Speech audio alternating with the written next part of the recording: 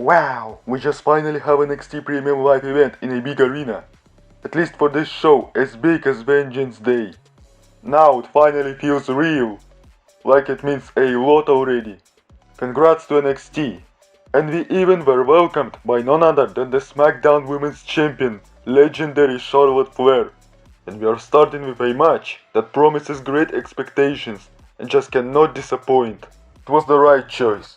Positive, motivated Wesley defends his prestigious NXT North American Championship against evil Dijak, who wants to remind everyone who he is and who is looking to serve his justice. Wesley wasn't blinded by the bright lights. He is the guy who can stand his ground. Dijak advised Wesley to give up and lie down on the mat, and first he did, but it was all mind games, and of course Wesley is a proud warrior who will not be denied. This match was a storm of reversals and struggles. This is exactly what David vs Goliath battle looks like. Wesley and Dijak complement each other like none others. They literally tore the house down, and fans were on their feet. Not before the match, not in the match, you could tell who will come out victorious. Absolutely any one of these two could win it. So many counters, reversals, fakes, amazing stuff. They just couldn't keep each other down. They were fighting until they could not fight anymore.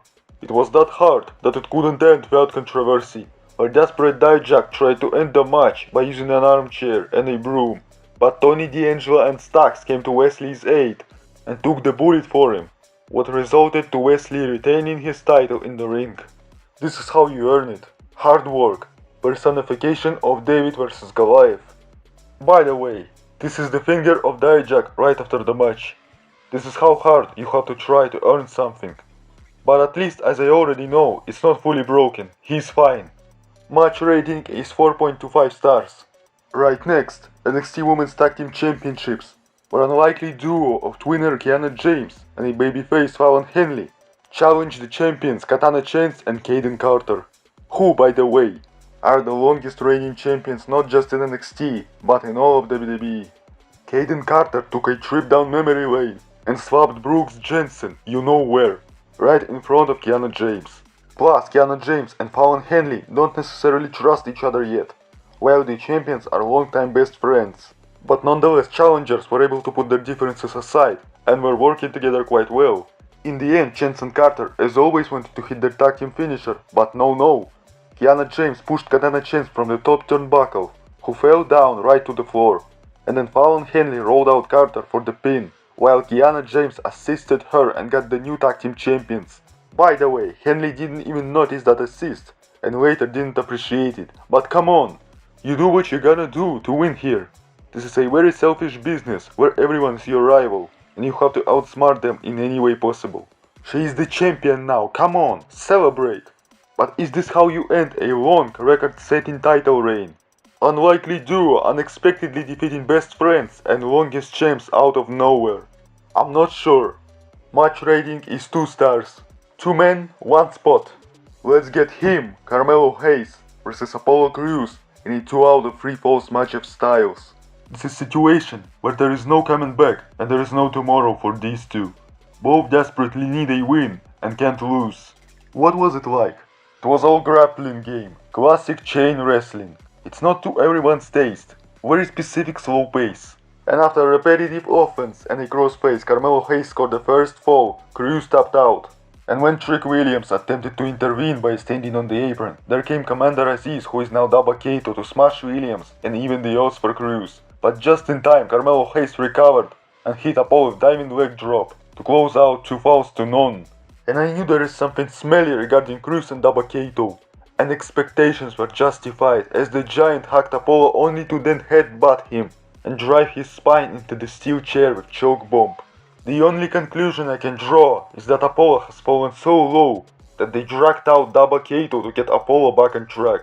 Match rating is 3.5 stars. Moving on, we have massive fatal 4-way NXT Tag Team title match, which includes Chase U, Pretty Deadly, Gallus Boys, and of course the champs New Day.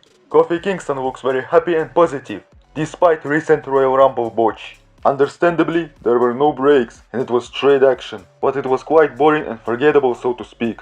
Yes, there were some highlights, but not something very exceptional or special. Gallus Boys brutally smashed Duke Hudson through the announce table. Kingston jumped into Pretty Deadly, but the latter caught him right in the air and put him down with spilled milk outside the ring. And then inside the ring, Gallus destroyed Xavier Woods and won the NXT Tag Team Championships.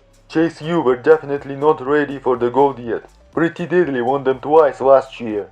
And it was time for the New Day to drop these titles, because they already accomplished their mission here. And Gallus were absolutely the best choice. They are mean, nasty, brutal. This is what champions look like. Gallus Boys on top. But can't give more than 2.75 stars. So be it. JC Jane and Gigi Dolan come out together to individually challenge Roxanne Perez for her NXT Women's Championship. At least they're not doing it together. And it's not a boring handicap match. Just in case, like Sami Zayn and Kevin Owens challenged AJ Styles at the Royal Rumble 2018. So anybody can randomly win. Toxic Attraction were working together for several minutes after the start, but it didn't take long until tension started growing between Jane and Dolan, but they managed to reach temporary truce and try to take out the champion, who didn't sleep on them and was focused on the task in hand to stay alive, until those two completely quarreled, where Roxanne pushed Gigi Dolan right into the table, and right from there dropped JC Jane with massive pop rocks from the top to retain her championship. Roxanne Perez and Toxic Attraction are finally done, at least because, looking ahead, Toxic Attraction already imploded and broke up, as JC Jane turned on Gigi Dolan on Bailey's Ding Dong Hello on following NXT episode. So Toxic Empire has totally fallen. Match rating is 3 stars. And what do we have here? We have the sweetest thing left for dessert, and it's the main event steel cage match for the NXT Championship, where Grayson Waller looks to outsmart and dethrone the unbeatable champion, the wild dog Braun Breaker. Grayson Waller tried to break Braun Breaker mentally. Through their entire feud, he was always able to be one step ahead, but all Breaker wants is to get into the cage and storm through Waller, and Waller understands that, and that's why attacks him before the match to get some advantage. But Breaker was able to fight back, and it only angered the beast inside him, and then he unleashed on Waller inside his steel cage. The problem for Waller is that he's the master strategist, and to use these skills he needs more space, but he's locked inside a small cage with angry monster. Also, escaping the cage does nothing. He needs to pin Breaker to win the championship. But sometimes Braun's anger was getting the best of him, and Waller was able to outsmart the champion, like sidestepping him into the steel, and he was using the steel to his advantage, because beating Braun with your bare hands is the Herculean task. And we were not left without some highlights, like Breaker's Frankensteiner, Waller's high elbow drop. Waller tied Braun's hands so he was defenseless for some time, where Grayson was playing games and trolling Breaker, but it was only for so long, as Breaker freed himself his power, and his rage came out full way, until Waller hit low blow and stunner for Breaker to kick out. It would finish anyone else, but not Breaker.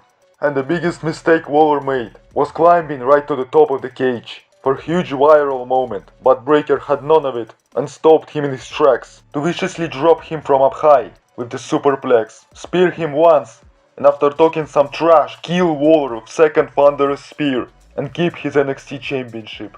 Later Braun climbed to the top of his dog pound to bask in the glory, but his celebration was cut short by Carmelo Hayes, who is apparently his next challenger for Stand and Deliver WrestleMania weekend. It was very long time coming. Two golden boys of new NXT era will finally collide at the biggest NXT show of the year.